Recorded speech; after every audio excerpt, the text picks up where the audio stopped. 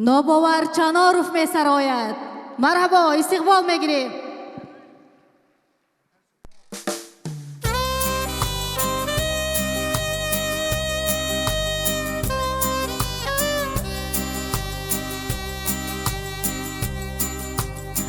بچگیم به کس و تنها گذشت، با در و با خوشت چینی ها گذشت. بچگیم به کس و تنها گذشت، با در و با خوشت چینی ها گذشت. دامنش از خوش پر از دامنی صحرا گذشت، دامنش از خوش پر از دامنی صحرا گذشت. بر سر سنگ همه روز انتظار می شمردم ترنه ها را هر بهار. بر سر سنگ همه روز انتظار می شمردم ترنه ها را هر بهار. بچگیم با قطاری ترنه ها یک جا گذشت، با قطاری ترنه ها یک جا گذشت.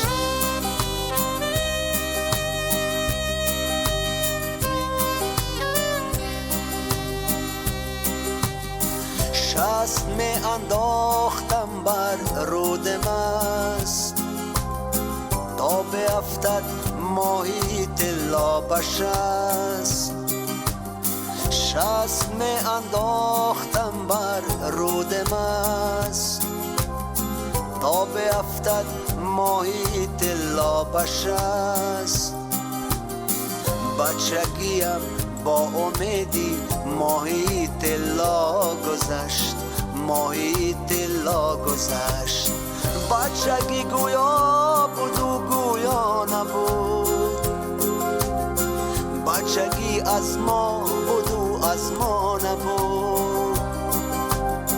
بچگی گویا بود و گویا نبود، بچگی از ما بود و از ما نبود.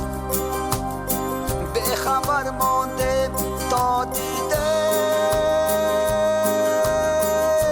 فرسخا گذشت.